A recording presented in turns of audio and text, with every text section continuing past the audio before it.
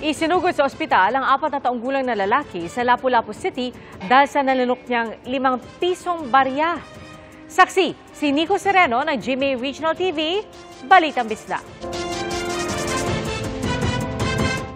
Kitang-kita sa x-ray ng 4 na taong gulang na lalaking taga Caubian Island sa Lapu-Lapu City sa Cebu ang 5 pisong barya na bumara sa kanyang lalamunan.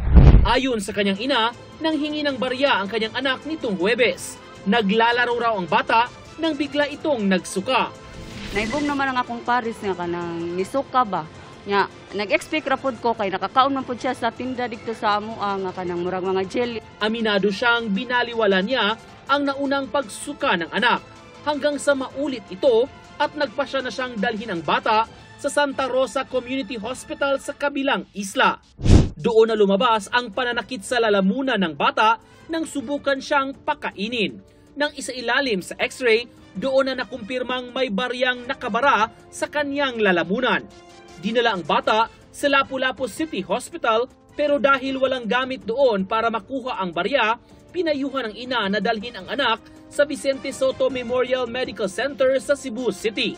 Paalala ng administrator ng Lapu-Lapu City Hospital, maiging bantayan ng mga magulang ang kanilang mga anak at ilayo sa mga gamit na pwede nilang makain.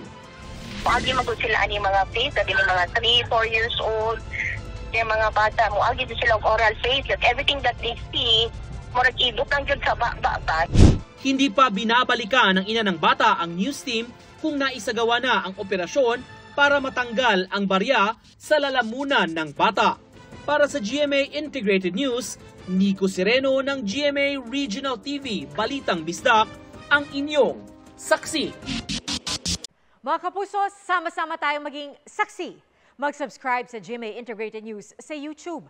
Para sa mga kapuso abroad, samahan niyo kami sa GMA Pinoy TV at sa www.gmanews.tv.